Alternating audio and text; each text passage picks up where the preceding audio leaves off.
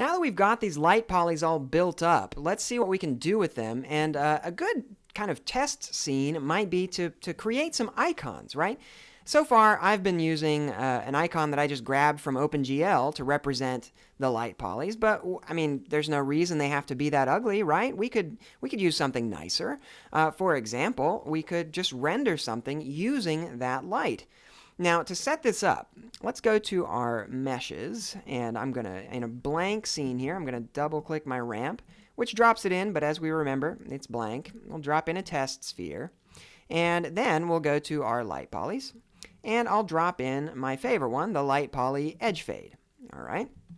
Now, I need to locate this edge fade in space, but I know that I'm going to be locating more than one of these. I'm going to do each one of these in succession by replacing it. So that's where things get interesting. Let's go to Add Item, Locators, Locator. All right, so I have a new locator here, and I'm just going to call this tripod, okay? Because this is going to be the tripod that we use to connect our, we can use it to connect our light to it. So let's take this guy, I'm going to move it up here, and I'm going to rotate it around so that it's facing my object. And this is representing where I want for my light to be, right? Well, there's this thing in Modo called a drop action. And this is a really, really powerful thing that makes life super, super easy for us. Now, I have this tripod, and I've abstracted it from my light for a reason. Watch this. I'll take my light poly edge fade LXP here, expand it. You see that our root locator is, it's not visible, but it's there. And if I go to its, let's go to Setup tab. If I go to its assembly properties, we look down here, there's this thing called a drop action. And you'll notice that the source and destination are set to parent. Okay, so whenever we create a locator and we call that the root locator of an assembly, one of the things that Modo does behind the scenes is it sets this source drop action to parent. What that will mean in practical application is that once we've dropped this in a scene, then if we were to, say, take this root, because it has that drop action applied to it, we take it and drag it out here and drop it on this locator, boom. What it does, what it's done, if you look over here in the tree, it's taken that item, it's taken it out of the folder it was in, and made it a child of the tripod locator, and it has moved it so that it's, you know, it was at 0, 0, 0, it's still at 0, 0, 0, under this tripod, meaning it's moved up where it should be. Now that might seem like kind of a trivial thing, but this is going to be super cool because we're going to use more than one light, right? We're going to do this one and then we're going to do a different one.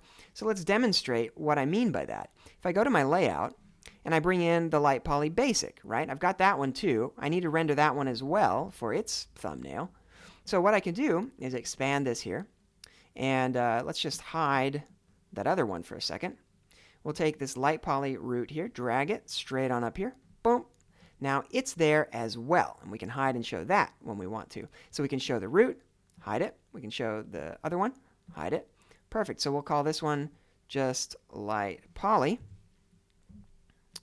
We'll call this one light poly edge fade. So we know what they are in our scene, no special characters. And now I can show this one. We'll go to our render tab, and our render settings are not set up by default, right? So we need to bring those into our scene. And if you'll recall, we have those. Go to our layout tab. We can go to our render presets, add our dark environment and our normal render settings. Go back to render. That's going to be looking better already.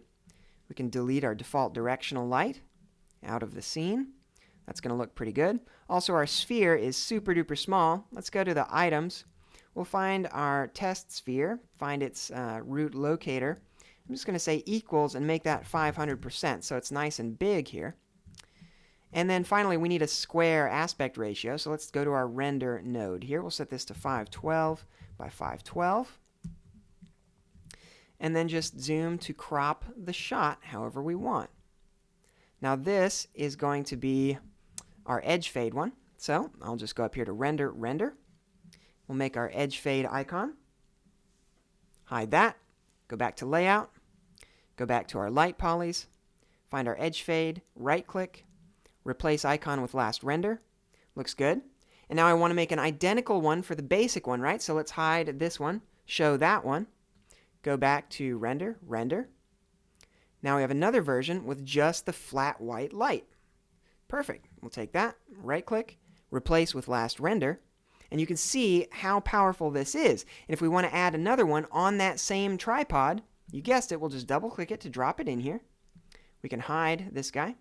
We'll take our root locator, and because it has a drop action source set to parent, we drag this out onto that locator. It moves right where we want it. Make sure that it's visible. And go ahead and we can actually, just for funsies here, let's take the controls and set that Kelvin to something really nice and warm. Then go to render, render. And we can see that it's a little bit warmer. Right-click, replace with last render. And you can see that the light is much warmer here than in the other two. And we get a good idea of what's possible with each of these lights. All right, have fun.